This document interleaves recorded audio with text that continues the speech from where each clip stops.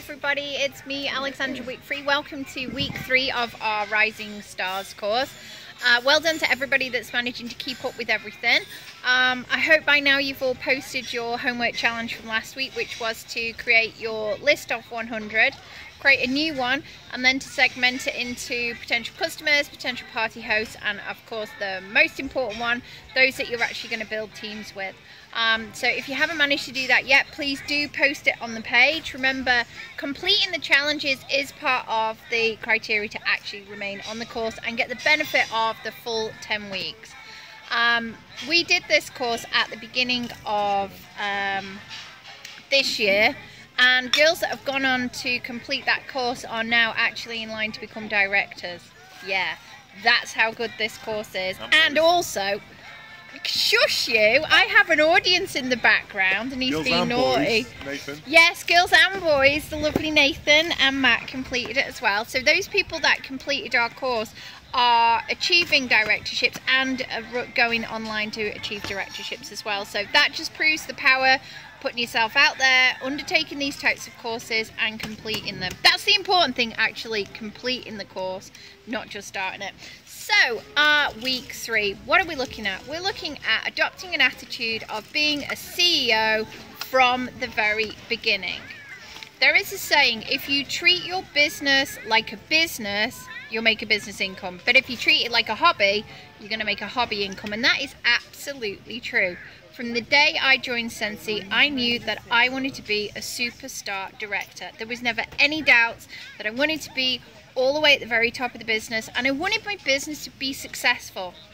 I had in mind that it would be something that would change my family's life, that it would give us the income to be able to do whatever we wanted, and changing arms because it's fallen asleep, and to work when I wanted to work, travel when I wanted to travel, and that's what I am working to achieve. So if you're doing this course, I think it's more than likely that you're not a hobbyist, and we need all types of people in our business. We need those that just sell once every 3 months. And you know something? Treasure those people, because they're really the core of the business, because finding awesome people like you that want to then go on up through the ranks, you're actually a lot rarer, okay? So, on the topic of, you're going to read in chapter 3, on the topic of chapter 3 as well, we're looking at being accountable. You know, this is your business. This is your empire that you're building. This is your team that you're helping. These are your products that you're selling, and this is your company in your own right that you're representing. Be accountable. I absolutely hate those people that just spend their whole time through their life playing the blame game. It's Scentsy's fault that this place wasn't available. I didn't know that this was out of stock because Scentsy didn't do this, that, and the other. You know, be accountable for your business. If there's a mistake, just, you know, say, hey, this has happened. Be positive about it. Move on. You know, what Sarah has to say in chapter 3 on accountability, I think is so important. You know, it marks people out from being just, not even managers, just from being one of the average people. Leaders are accountable. Leaders, you know, when the mistakes happen, they'll just say, hey, it happened. You know, when things go wrong, they'll fess up. I can't believe it. I forgot to turn off the thingamabob because you can always hear my Wi-Fi in the background. So there you go. Made a mistake, fessing up to it. Ugh. So excuse the buzzers in the background. Let's hope no one wants to talk to me now. So another thing that Sarah says, and I'm going through picking my aha moments from chapter 3. This is like the 4th time I've read this, and I'm still getting value from it. And my notes are down here, you see. I'm a notey type person. You can work part-time, but you can't work any-time.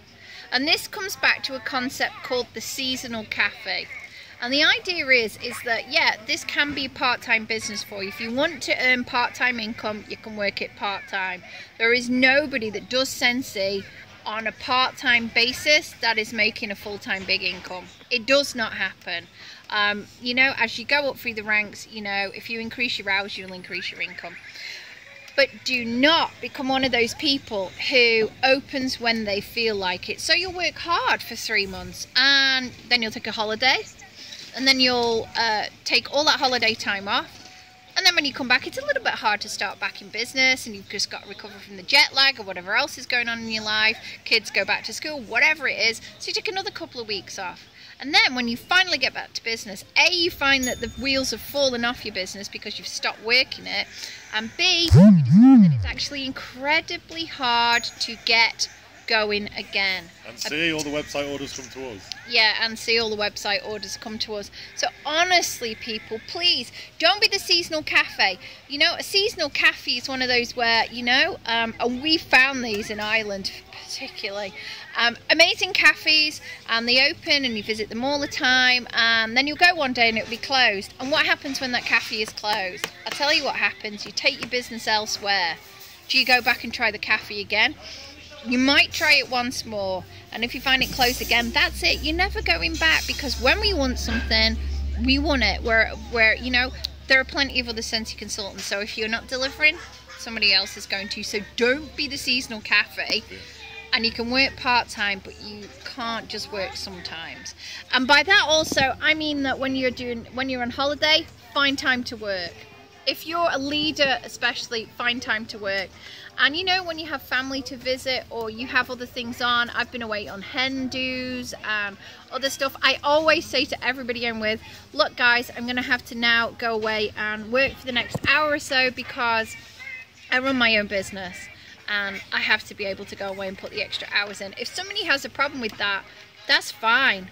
I am not gonna not work my business because it's their problem, not mine. The reason I'm able to spend my life traveling when I want, be at home with my children, is because I run my own business.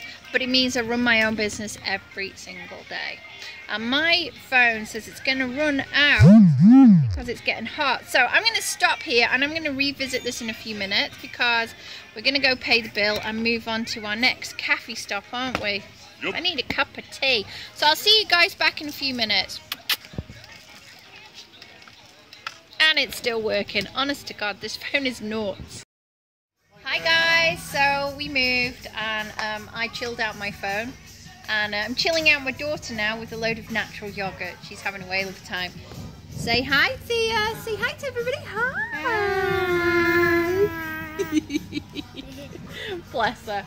So yeah, so she's having a good time. So where were we? We were talking about you could work your business part-time, but not just sometimes. And you didn't want to be the seasonal cafe. She says that she's sitting in a seasonal cafe that closes for Christmas, but hey, this is a tourist area and that's what people know and accept. So yeah, people often ask me how many hours do I actually have to work my business, and when people actually say that to me, first of all, if they haven't joined yet, I'm questioning, are they right for the business? Because you know, you know, really you shouldn't be questioning how much effort do I have to put into it, because I know there are people out there that think you can put in zero effort in direct sales and make a fortune. You're looking at the wrong thing there, guys. You need to go find a pyramid scheme, and we know they're not right. 10 to 15 hours. That is, I think, the minimum you should be putting in week after week after week in order to have a successful and thriving business. I know very successful directors who put in 10 to 15 hours. I'd say probably more than 15. They run full-time jobs, they have families, they have the same hectic lives you have. They do 15 hours, they're very, very organized. Organization is absolutely key. I've discovered that since having Thea. I work probably 3 hours a day, and you've seen the size of our team, and I probably consistently work about 3 hours a day when Thea's in bed. The rest of it is maybe not so what we would call income generating. So yeah, when you are working, make sure it's income generating activities. Turn Facebook off. Facebook is not an income generator unless you are advertising for consultants or you are actually doing a mentoring session using Facebook. Other than that, turn Facebook off. It is the worst thing on the planet for business. So income generating, you should either be selling, you should either be hosting parties, getting parties booked in, or you should be recruiting and training and mentoring people. Do not get caught up in the trap of over training your team and therefore not doing your own business. Some people like to say you spend the first 10 days on your personal business, getting your own sales in. Leaders should have their 500 in by the 10th. It makes life a lot easier, and then continue to push forward on sales. Also, then in the middle half of the month, you should concentrate on getting your recruits and stuff. And in the latter half of the month, the last 10 days, concentrate on your team, really mentoring them and helping them to achieve their promotions, etc.